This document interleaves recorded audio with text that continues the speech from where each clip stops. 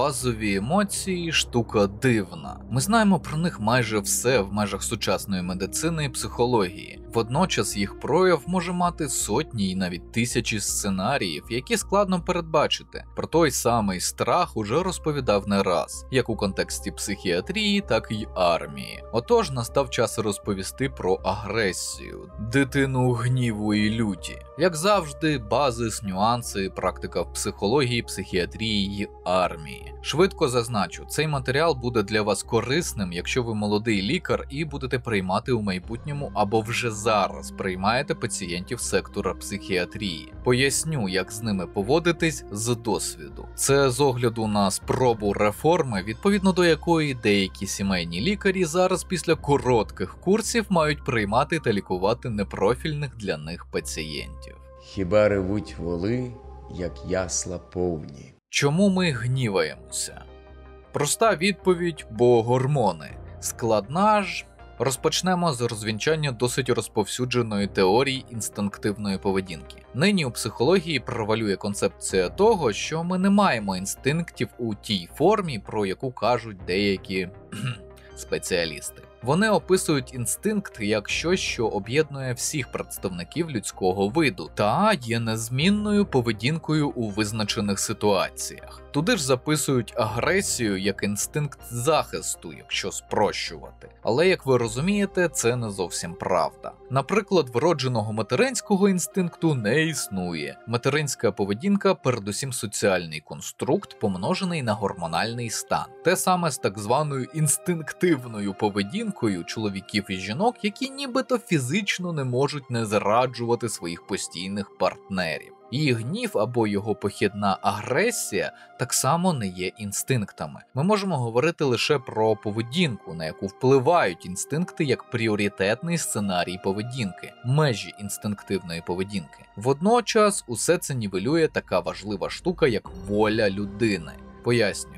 Воля відкидає всю цю хрінь і каже: так, на тебе впливають вроджені особливості твого виду, твоя центральна нервова система, твоя генетична спадковість, але остаточне рішення у будь-якій ситуації з невеликими винятками лише твоє. В одній і тій самій ситуації хаотичної вуличної бійки різні люди, навіть схожі одне на одного фізіологічно, раса, вік, гендер, історія хвороб і так далі, можуть поводити себе абсолютно по-різному. Один втече, інший полізе у бійку голіруч, третій швидко знайде бруківку для підсилення удару, четвертий піде до машини за ломом, п'ятий зателефонує у поліцію і ще безліч інших варіантів, як до, так і під час процесу сутички. А якщо дотримуватись теорії інстинктів, уся поведінка повинна бути більш-менш однаковою. Так, майже всі ми дійсно відчуваємо всі базові емоції. Ба навіть більше, здебільшого однакові емоції на ту саму подію. Але як ми на них будемо реагувати, це вже питання особистої волі кожного конкретного індивіда. Зрозуміли різницю? Звичайно, є ще поняття суспільства, і вже у його межах можна визначити культурні, національні, етнічні та інші особливості гурту різних груп людей. Виходить, що інстинкти як концепція повністю зникає з рівняння? Не зовсім. Вище згадував про межі інстинктивної поведінки. Їх ще можна назвати пріоритетний сценарій поведінки. Все ж таки біологічні процеси і хімічний склад організму у нас усіх майже однакові у глобальному аспекті. Знову таки, повернемося до умовної хаотичної вуличної бійки.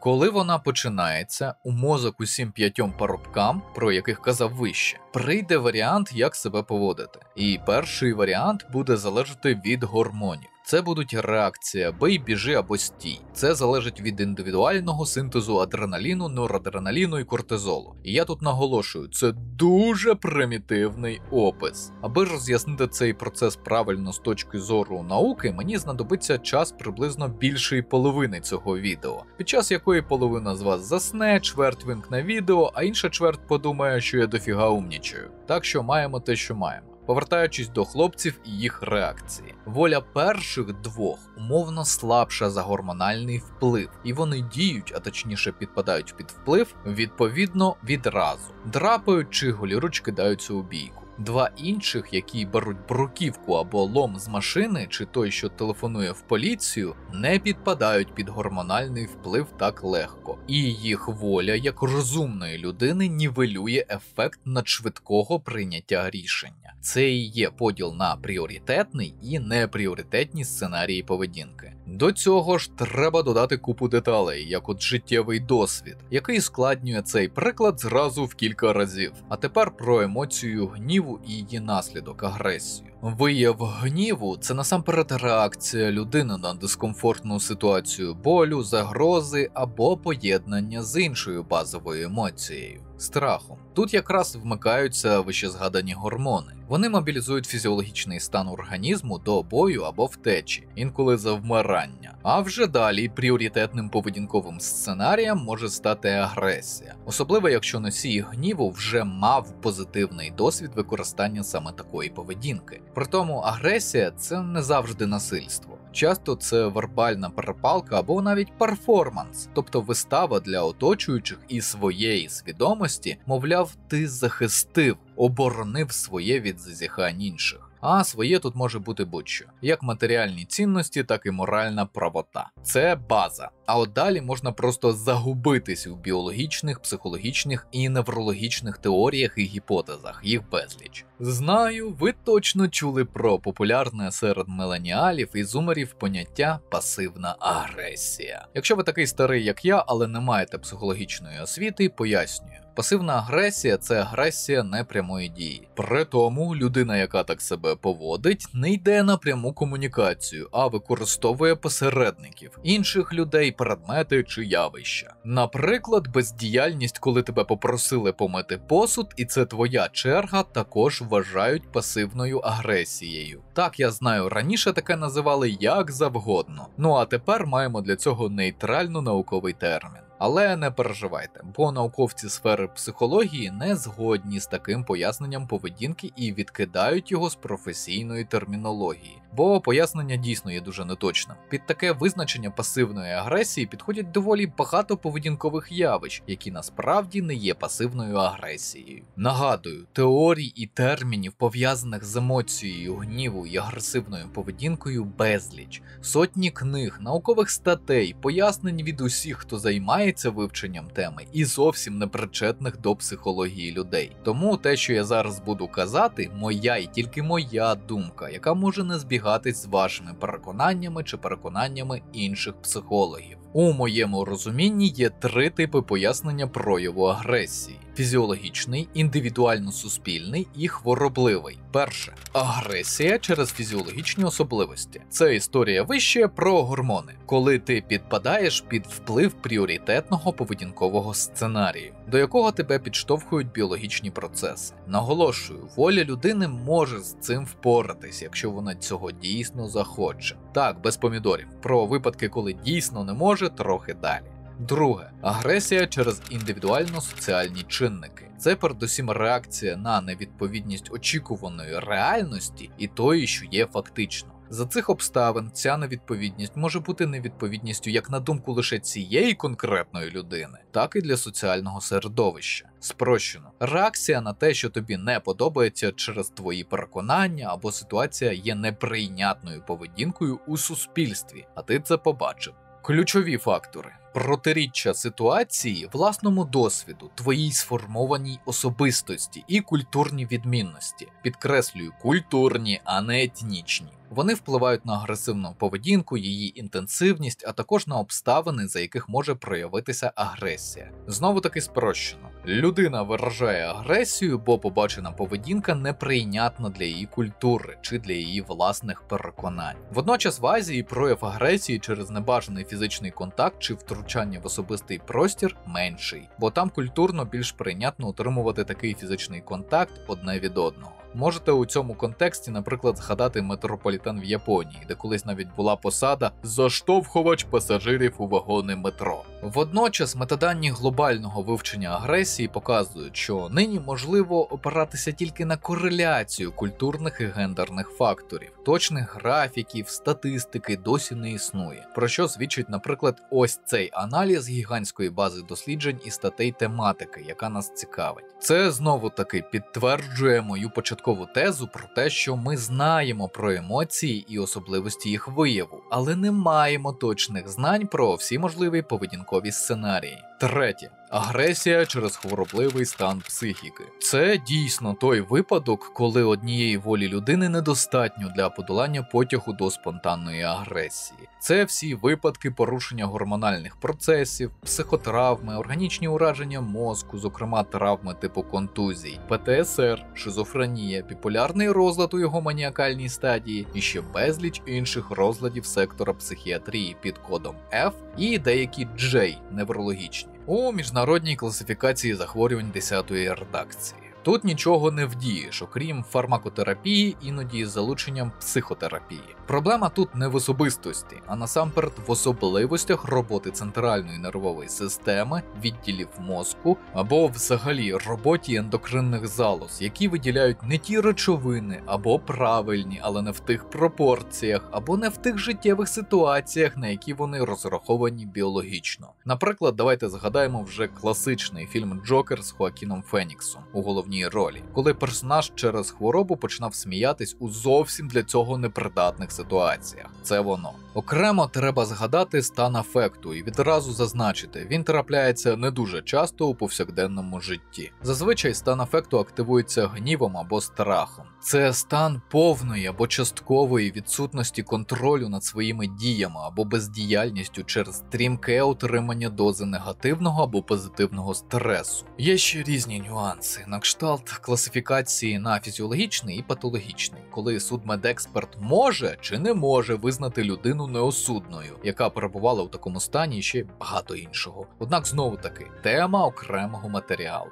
Важливо також роз'яснити один дійсно складний момент, через який прихильники теорії людських інстинктів можуть написати, що «а от у тварин теж є агресія», але це ти не згадав. Так, у тварин агресія є як явище, але лише першої і третьої категорії, тобто фізіологічна і хвороблива через психічні розлади. У нее психічне порушення. І у мене теж психічне порушення. Так, декого це може здивувати, та, наприклад, у котів буває деменція, як віковий стан через пухлини в мозку. І так, говорячи фізіологічна, маю на увазі пов'язана з гормонами. Ну а мета може бути різною: завоювання свого місця у ієрархії, захист території та інше. Але агресія пов'язана з культурними та соціальними чинниками, тобто другої категорії, притаманна тільки людині. Це наш еволюційний винахід. Така агресія домінує серед інших категорій у нашому житті, і сперечатись із цим складно.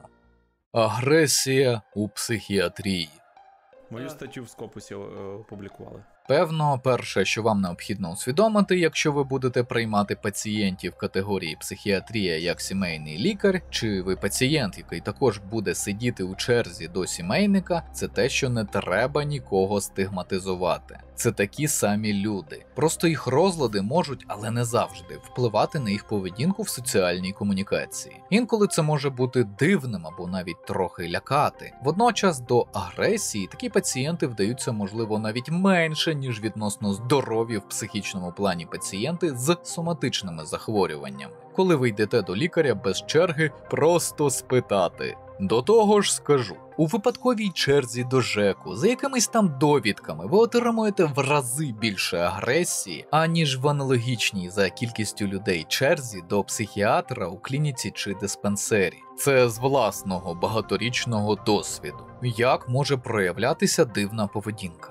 По-різному. Люди з компульсіями можуть здійснювати багато однакових дій, які є для них ритуалом заспокоєння. Наприклад, хреститися чи перебирати якийсь предмет руками. Люди з галюцинаторною поведінкою можуть спілкуватись наче з собою, часто пошепки, інколи голосно. Деякі пацієнти, розлади яких можуть бути органічними, можуть матюкатися. У цілому це їх спосіб нормального для них спілкування. Усе це і багато іншого не є для них дивною поведінкою. Тому виражати агресію вони можуть, якщо ви надто звертаєте на це увагу або робите зауваження. Ви відволікаєте їх від самозаспокоєння. Найімовірніше, їм дуже некомфортно у черзі. Багато психічних розладів можуть впливати на свідомість людини, викликаючи у неї стрес через незнайому обстановку. Проблема в тому, що вони не можуть просто взяти і перестати. Якщо, наприклад, вам захотілося їм повідомити про те, що от вам некомфортно на це дивитися, або що людина вам заважає. А навіть якщо можуть, це може призвести до раптового отримання гігантської порції гострого стресу, що зі свого боку може спровокувати іншу хворобливу симптоматику. Тобто в теорії може стати гірше. Краще просто залишити їх у спокої. Якщо ж вони дійсно проявляють антисоціальну, небезпечну поведінку, кличте найближчу медичну сестру. Далі медики розберуться самі. Але якщо ви молодий лікар і до вас таки дійшов такий пацієнт, от вам декілька порад, як себе поводити. Спочатку базове правило психіатрів, психотерапевтів, психологів, які приймають пацієнтів з діагнозами спектру психічних розладів. Максимальна ввічливість і увага до пацієнта. Так, розумію, деякі вважають, що це якби універсальне правило для лікарів щодо всіх пацієнтів. Але...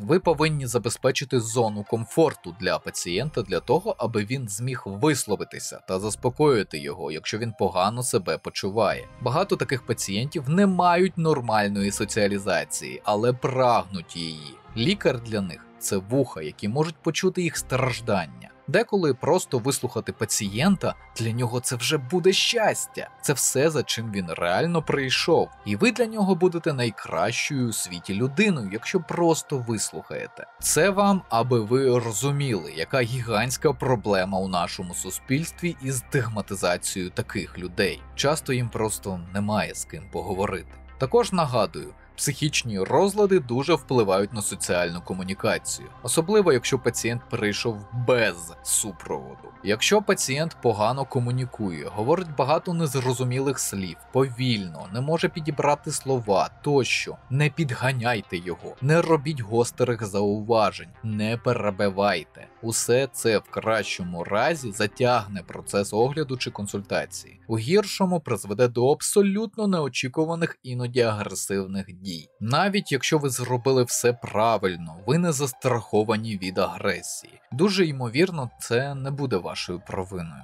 Така специфіка. Наприклад, у моїй практиці був випадок, коли пацієнт відчував себе в безпеці, розмовляв, ніщо не свідчило про те, що зараз буде буря. А потім зненацька він почав їсти папір, який був на моєму столі, а саме листи формату А4. Жував з апетитом. Він так і не зміг пояснити, що його до цього спонукало, окрім внутрішнього відчуття того, що так було правильно на той момент часу. І це була ані моя, ані його вина. Одне з основних питань, яке ймовірно буде виникати під час агресії таких пацієнтів, коли викликати швидку психіатричну допомогу. По-перше, знайте, що цю службу дуже сильно скоротили після нещодавніх державних реформ. Приблизний час прибуття бригади від 30 хвилин до 1,5 години. Уточнюю, йдеться про обласні центри. Швидких дуже мало. Вони не встигають усюди, де вони потрібні. Тобто легше і швидше викликати наряд поліції, який затримає пацієнта і дочекається бригади швидкої, яку викличе поліцейський. По-друге, дуже нечасто агресія триває довго. Нерідко це спалахи, які доволі швидко затухають, якщо грамотно заспокоювати пацієнта. На щастя, вони не так багато хочуть, зазвичай. Увага, повага до особистості та пільгові ліки. За кількістю 3 найважливіші запити пацієнта у стані агресії, з мого досвіду. Не забувайте, багато таких пацієнтів дуже бідні люди, які живуть на малу пенсію і фізично не можуть працювати. Тому пільгові ліки для них дуже важлива тема для адекватної життєдіяльності.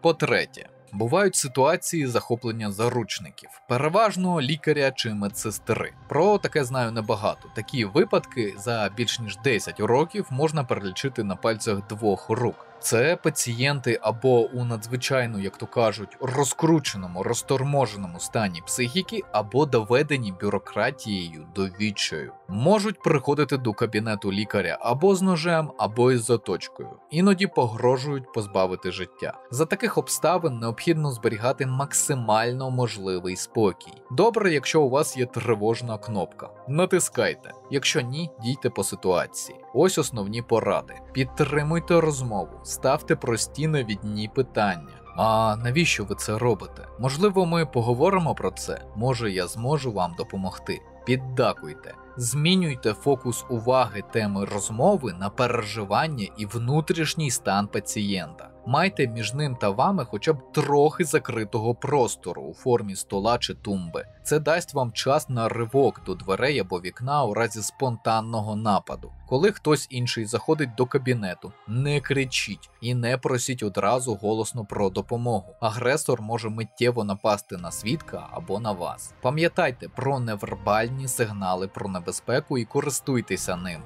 Навчіть колег, якщо потрібно. Якщо можете, рухайтесь по колу до дверей, тримаючи пацієнта на відстані, підтримуючи розмову і спокійний тон. Насправді, на щастя, професійним психіатрам треба десь від півгодини до 2, аби заспокоїти таких пацієнтів. Сімейним лікарям у таких ситуаціях я не заздрю. Без досвіду це дуже тяжко. І так, мені теж доводилось через це проходити. М'яко кажучи, не дуже приємний досвід.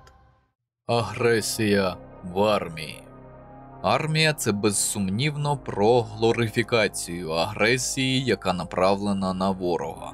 І це нормально. Інше питання, що адекватний командир і його зами роблять усе можливе, щоб сиру емоційну агресію перетворити на щось більш стабільне, стійке і нескороминуче. Якщо ви бачили фільм «Цілісно-металева оболонка», приблизно зрозумієте, про що йдеться. Багатоденні тренування, виснаження солдат до стану другого дихання і роби через не можу, спалення м'яких цивільних принципів і заміна їх армійськими, твердими як сталь. Звичайно, виходить не завжди, але й армія – це не для кожного. Геть не для кожного. Це специфічна професія, бути причетним до якої честь, загартована втратою власних індивідуальних цінностей на користь колективних. І тільки в армії це і працює, завдяки закритій авторитарної ієрархічній структурі. Взагалі скажу дуже важку правду, яку вам не сподобається почути. Що більше в армії демократичних цінностей, поваги до індивідуальності, і це все про окремі душові для третьої статі, то гірше, на жаль, вдається передати солдатам як стабільну агресію до ворога, так і морально згуртувати їх для кращого злагодження в бою. Армія, якщо ми говоримо про професійну, а не мобілізовану частини, повинна бути сталевим кулаком, а не глиняною долонею. Інакше вона стає менш ефективною і недостатньо мотивованою для захисту своєї країни. На жаль, у цивілізованому світі інколи це ігнорують. Не розуміють, що те, що підходить цивільним, як пухлина знищує армію із середини. Але це обговорення, певно, для подкаста. Слід пам'ятати, що громадяни приходять в армію з різним рівнем агресії. Туди ж різні моральні цінності, життєвий досвід, корисні і некорисні для військового навички і так далі. І коли такі різні індивідуальності приходять до одного підрозділу, завдання інструкторів, сержантів і офіцерів перемішати це все, збити як у міксері і прийти до сталої однорідної маси. Не повинно бути так, що третина підрозділу гіперагресивна, третина просто зла, а третина пасивна. Повинен бути приблизно один настрій та емоційний фон. Звичайно, перше, з чим стикаються старші за званням, формуючи підрозділ – усунення зрівняння групи ризику. Це така група, куди потрапляють психічно нестабільні, аватари, ледачі і вкрай немотивовані. Таких небагато. Ці списки формують офіцери після ретельного дослідження. І це надважливо, бо саме такі люди потім можуть створити критичні і страшні ситуації на полі бою, навіть якщо спочатку все наче нормально.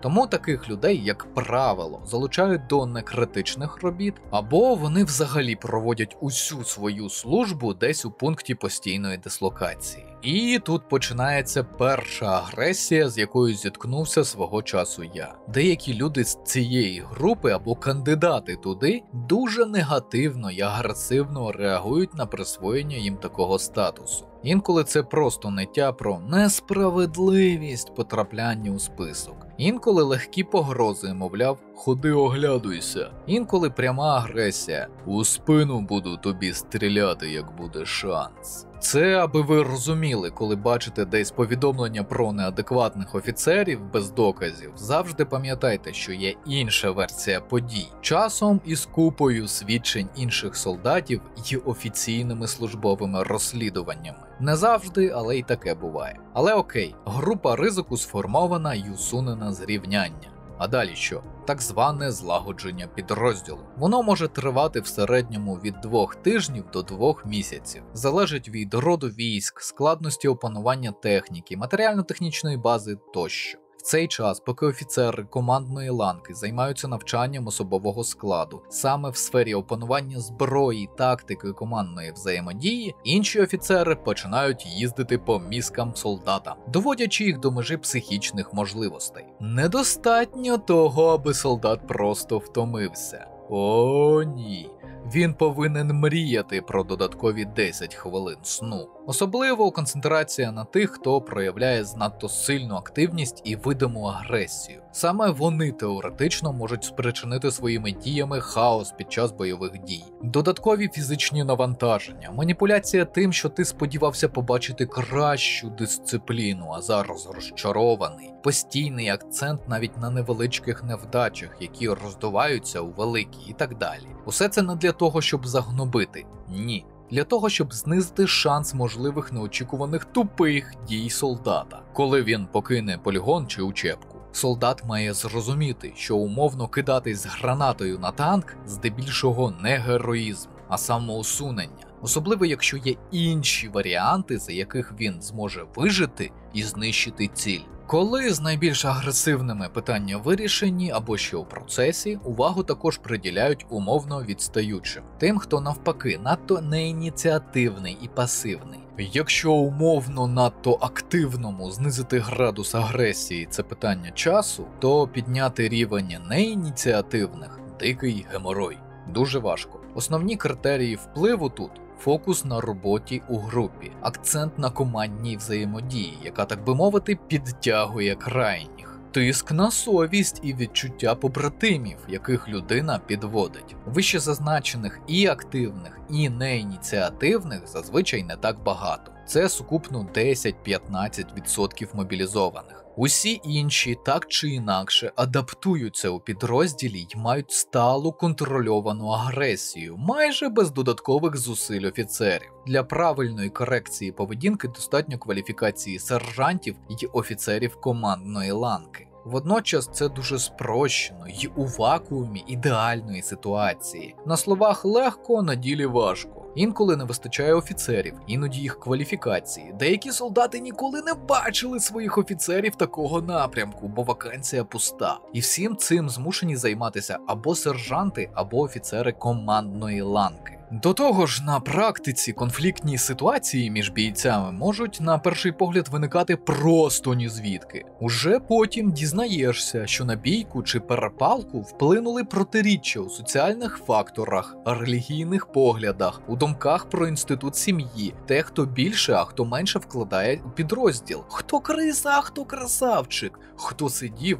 хто фраєр і ще багато іншого трешу. Так, любі глядачі, армія зараз наповнена всіма можливими категоріями цивільного суспільства. І там можуть зіткнутися, наприклад, ЛГБТ плюс хлопці і дівчата, і, наприклад, дорослі дядьки, які колись сиділи за крадіжку, погасили судимість, але блатні поняття запам'ятали. Або конфлікт прихильників здорового способу життя і любителів випити. Не дивно, що стикаючись, їх світогляди створюють спочатку агресивне заперечення один одного, бо їх соціальні бульбашки до цього майже не торкались один одного. І відстежувати таке важко, особливо коли є всього декілька офіцерів на роту 100 плюс людей. А це все ще й приховується, бо, як казали мені мої підлеглі, втягувати у конфлікт офіцера западло. Хто перший так зробить, той гівно. Ситуацію рятує зазвичай якраз ієрархічна структура, коли ти можеш завдяки погонам розтягти по кутках конфліктуючих, вправити їм мізки, а вже потім чи перевести одного до ППД,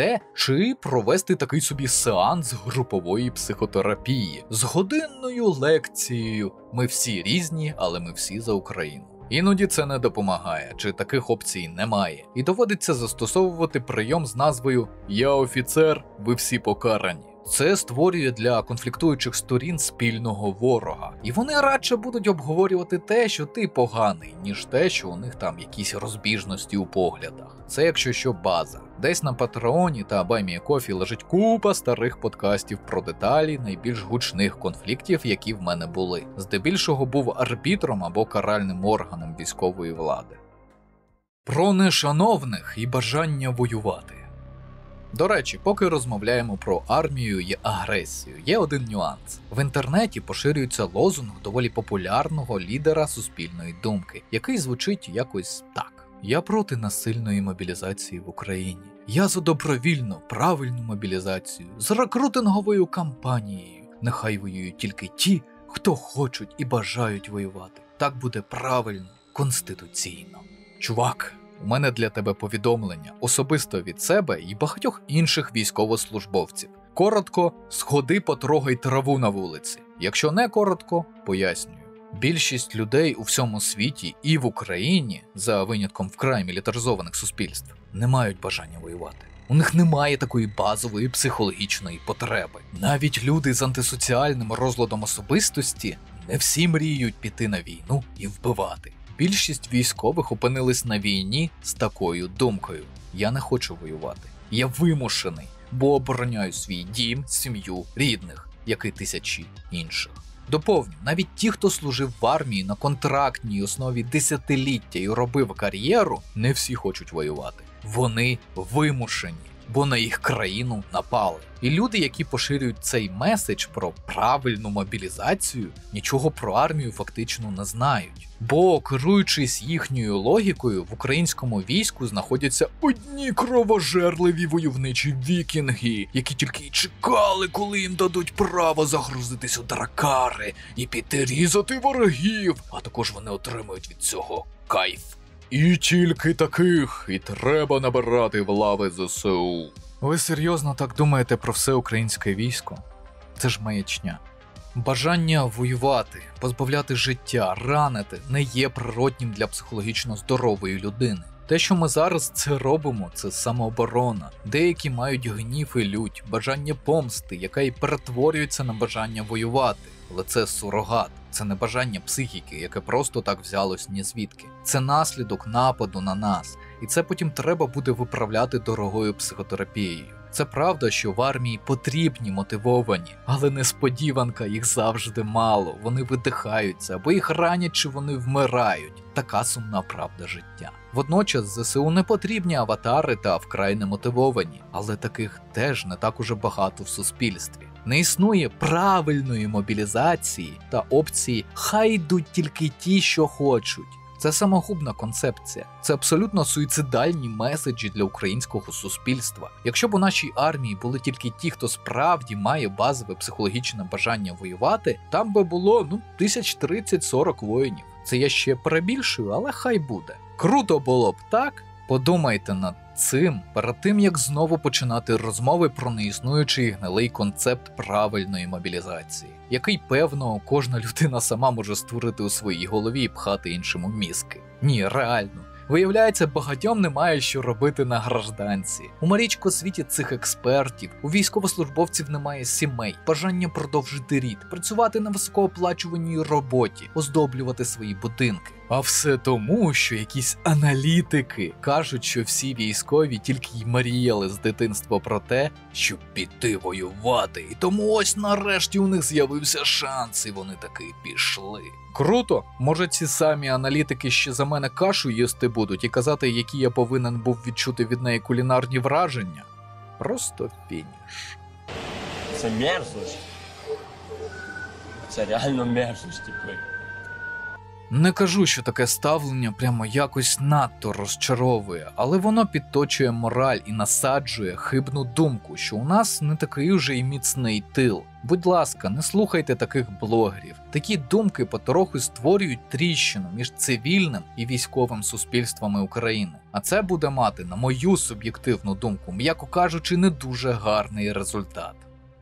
Висновки.